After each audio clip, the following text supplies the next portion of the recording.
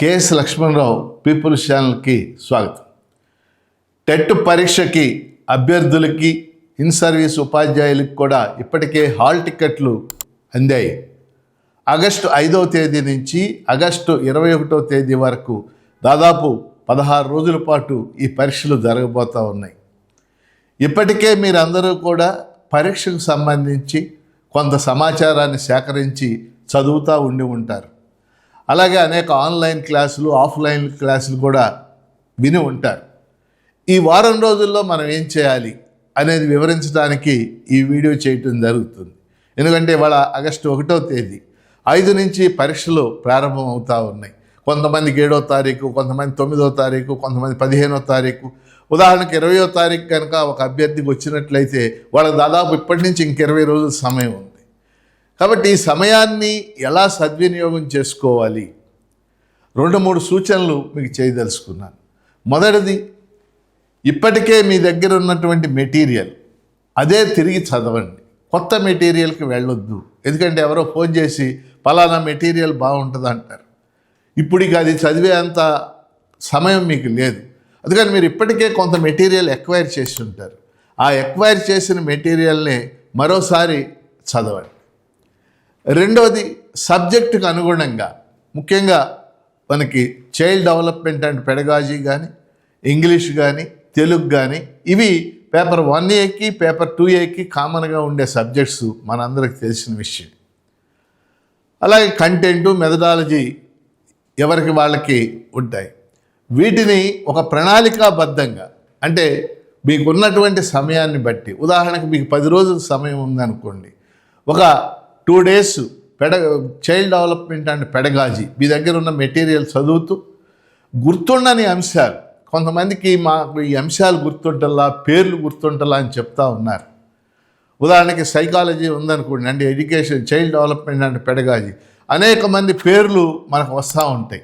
నిర్వచనాలు ఇచ్చినటువంటి వాళ్ళ పేర్లు, ఆ సిద్ధాంతాలు ప్రతిపాదించినటువంటి వాళ్ళ పేర్లు. ఇప్పుడు ఉదాహరణ ప్రజ్ఞ అనే సిద్ధాంతం ఉంది, అనేక మంది పేర్లు అక్కడికి వస్తూ ఉంటాయి. కొంతమంది నాకు ఫోన్ చేసి పేర్లు గుర్తుండటం లేదు అని అడుగుతున్నారు. సో ఆ పేర్లు గుర్తుండనప్పుడు మీరు చదివేటప్పుడు ఒక నోట్బుక్ పక్కన పెట్టుకుని అవి రాసుకోవాలి. మనం 10 సార్లు చదివినంత ఉపయోగకరంగా రాసుకుంటే ఉంటుంది. అంటే ఆ పేరు ఆయన ప్రతిపాదించిన సిద్ధాంతం. ఉదాహరణకి యత్నదోష సిద్ధాంత ప్రతిపాదకుడు థారన్ డైక్, అంటే సింపుల్గా చెప్తున్నారు, చాలా చిన్న ప్రశ్న అది. మనోవిశ్లేషణ సిద్ధాంత ప్రతిపాదకుడు సిగ్మండ్ ఫ్రాయిడ్. ఇట్లా మనం రక్షక తంత్రాలు కానీ, ప్రజ్ఞ కానీ, అలాగే అభ్యసన సిద్ధాంతాలు కానీ, వీటన్నిటినీ ఆ పేరు, చాప్టర్ పేరు పెట్టుకుని గుర్తుండనటువంటి విషయాలన్నీ కూడా అక్కడ రాసుకోవాలి. అలా ఇంగ్లీష్కు సంబంధించి కూడా బేసిక్ ప్రిన్సిపల్స్, ఆర్టికల్స్ దగ్గర కానీ, లేక ప్రపోజిషన్స్ దగ్గర కానీ, టెన్సెస్ దగ్గర కానీ మనం బేసిక్ ప్రిన్సిపల్స్ దగ్గరికి వెళ్ళాలి. ఎందుకంటే మనకు ఇచ్చినటువంటి ఉదాహరణలో పరీక్షలో ఇవ్వకపోవచ్చు. బేసిక్ ప్రిన్సిపల్ కనుక నేర్చుకున్నట్లయితే మనం తప్పనిసరిగా బాగా ఆన్సర్ చేయడానికి అవకాశం ఉంటుంది. అలాగే కంటెంట్కి సంబంధించి కూడా మీకు గుర్తుంటలేదు ఈ విషయాలని భావించినప్పుడు అవి ఒక వైట్ పేజెస్ పుస్తకం పెట్టుకొని పాయింట్ల వైజ్గా రాసుకుంటే తప్పనిసరిగా గుర్తుండటానికి అవకాశం. మెథడాలజీకి సంబంధించి ముఖ్యంగా ఎక్కువ ప్రశ్నలు జనరల్ ప్రిన్సిపల్స్ మీదే అడుగుతున్నారు. ఇప్పుడు ఉదాహరణకి మ్యాథ్స్, సైన్స్, సోషల్ మూడింటికి కూడా కామన్ ప్రిన్సిపల్స్ ఉన్నాయి మెథడాలజీలో. దాన్ని మనం ట్రై మెథడాలజీ అంటాం. మనం క్లాస్ కూడా నిర్వహించాం. కాబట్టి నేను 3 విషయాలు మీ దృష్టికి తేదలుచుకున్నాను. ముఖ్యంగా ఇన్ సర్వీస్ అభ్యర్థులుగా ఈ పరీక్ష రాస్తున్న ఉపాధ్యాయులు కానీ, అభ్యర్థులకు కానీ. మొదటిది, ఇప్పుడు ఉన్న సమయంలో మీకు ఉన్నటువంటి ఆల్రెడీ మీకు ఇవాళ ఆగస్టు 1, మీకు ఎప్పుడు పరీక్ష మీకు తెలుసు. ఈ ఉన్న సమయాన్ని ప్రణాళికాబద్ధంగా ఎలా చదవాలి. 2, గుర్తుంచుకోవడానికి మనం ఏం చేయాలి. 3, ఇప్పుడు కొత్త మెటీరియల్ జోలికి వెళ్ళొద్దు. 4వది, మీ దగ్గర మోడల్ పేపర్స్ కనుక ఉన్నట్లయితే మీరు రోజుకో పేపర్ చొప్పున, మీకున్న సమయాన్ని బట్టి రోజుకో పేపర్ చొప్పున ఆన్సర్ చేసి ఆ కీతో పోల్చుకుని మనకి ఎన్ని మార్కులు వచ్చినాయి. నిన్న ఒక అభ్యర్థి ఫోన్ చేశారు, నేను మోడల్ పేపర్ ఆన్సర్ చేస్తే 150కి 50 వచ్చినాయి సార్ అని ఒక డిప్రెషన్ మూడ్లో మాట్లాడుతూ ఉన్నారు. అది కరెక్ట్ కాదు. అదే విధంగా వస్తాయి అనేది రూల్ ఏమీ లేదు. అలాంటప్పుడు మనం మరింత అర్థం చేసుకుని చదివితే మనం గెయిన్ కావడానికి అవకాశం ఉంటుంది. అందుకని ఎవరు కూడా 4వ పాయింట్ నేను చెప్పదలుచుకుంది, ఇంతకు ముందు కూడా చాలాసార్లు చెప్పాను, టెన్షన్ పడొద్దు. టెన్షన్ వల్ల మనకు వచ్చినటువంటి తెలిసినటువంటి వాటిని కూడా సరిగ్గా ఆన్సర్ చేయలేనటువంటి పరిస్థితి ఏర్పడుతుంది.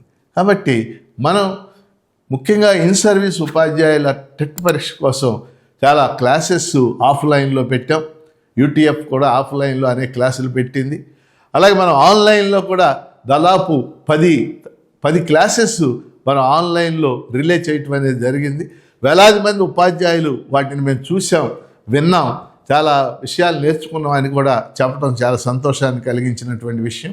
అందుకని ప్రస్తుతానికి టెట్ పరీక్షకు సంబంధించి ఇది ఇక మన చివరి వీడియో. అంటే ఈ పరీక్షకు సంబంధించి మళ్ళీ తర్వాత స్పెషల్ టెట్, అంటే ఇప్పుడు కొంతమంది టెట్ రాయటంలో స్పెషల్ టెట్ రాద్దామని, అప్పుడు మళ్ళీ స్పెషల్ టెట్ వచ్చిన తర్వాత మళ్ళీ మనం ఈ క్లాసెస్ ఆన్లైన్ క్లాసెస్ అన్నీ కూడా నిర్వహిద్దామని చెప్పేసి తెలియచేస్తూ 5వ తేదీ నుంచి ఈ పరీక్ష రాయబోతున్నటువంటి ఇన్ సర్వీస్ ఉపాధ్యాయులకి అలాగే నిరుద్యోగులైనటువంటి అభ్యర్థులకు కూడా ఆల్ ద బెస్ట్ చెప్తూ మీరందరూ ఖచ్చితంగా క్వాలిఫై కావాలని, మంచి మార్కులు, ముఖ్యంగా నిరుద్యోగులైన అభ్యర్థులకి మంచి మార్కులు కావాలి. వాళ్ళ కేవలం క్వాలిఫై అవడమే సరిపోదు, ఎందుకంటే డిఎస్సిలో 20% వెయిటేజ్ ఇస్తారు.